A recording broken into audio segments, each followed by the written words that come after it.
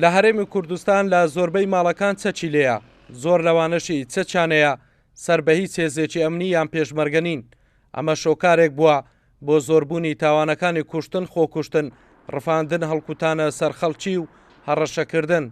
بۆ ڕێگریکردن لە تاوانەکانیش جێگری سەرۆکی لیژنەی ناوخۆ لە پەرلەمان دەڵێت دەبێت یاسای ژمارە 16 تایبەت بە چەک کە لە ساڵی 1993 پەسەند کراوە هەموار بکرێتەوە.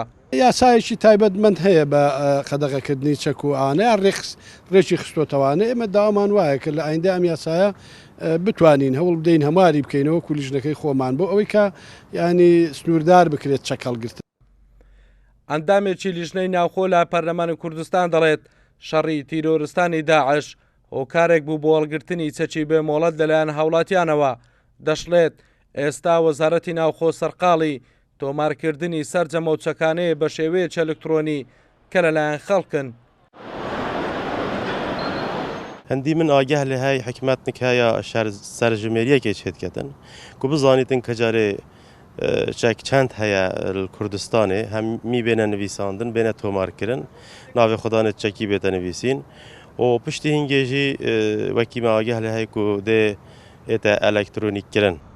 لە ساڵی 1993 پەرلەمانی کوردستان یاسای ژمارە 16 تایبەت بە چەک پەسەند کرد.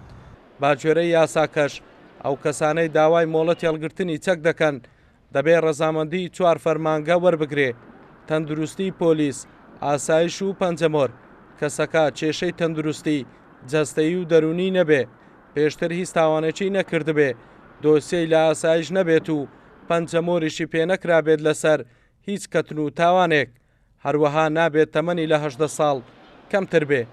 هەڵکورد ئەحمەد، کورسات نیوز، هەولێر.